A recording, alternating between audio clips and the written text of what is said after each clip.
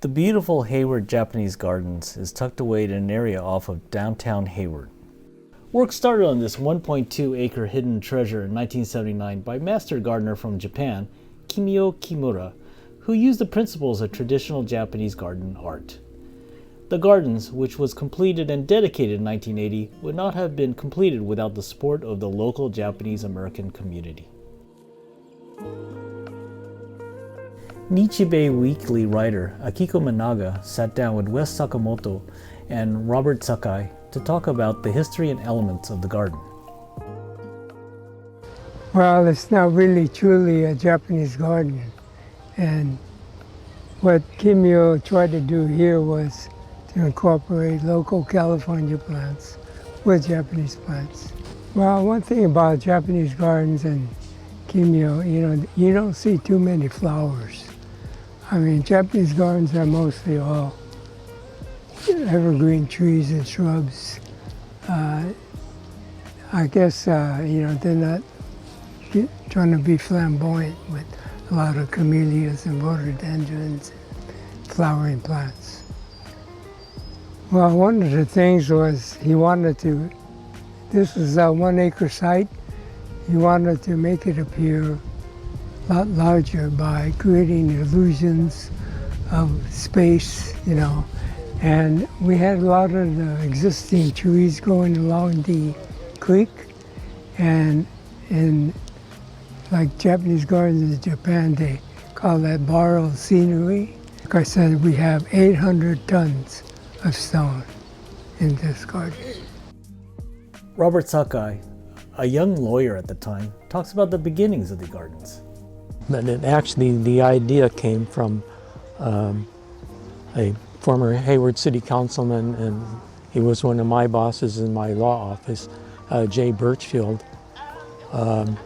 He took me out here one day in, I think, 1975, and I think he had gone to high school here at the Hayward High School. And at that point in 1975, this was an old botanical gardens, but it was a mess.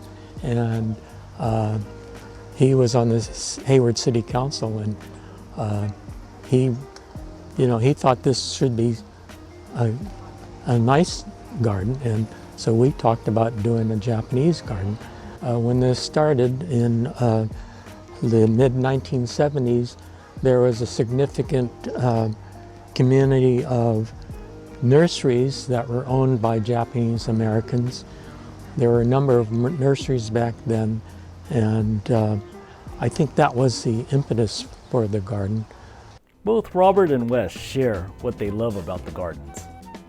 I like that it's like an island in the middle of Hayward.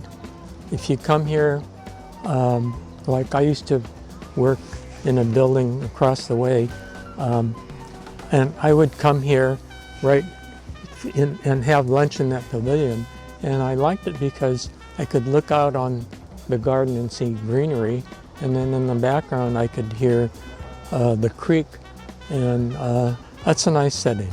Well, my favorite part is the koi pond and how we arrived at how it should be shaped and whatever, and we had a lot of the koi fish donated to us.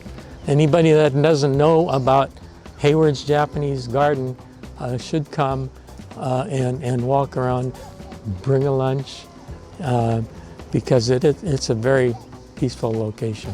So you really feel like you're on an island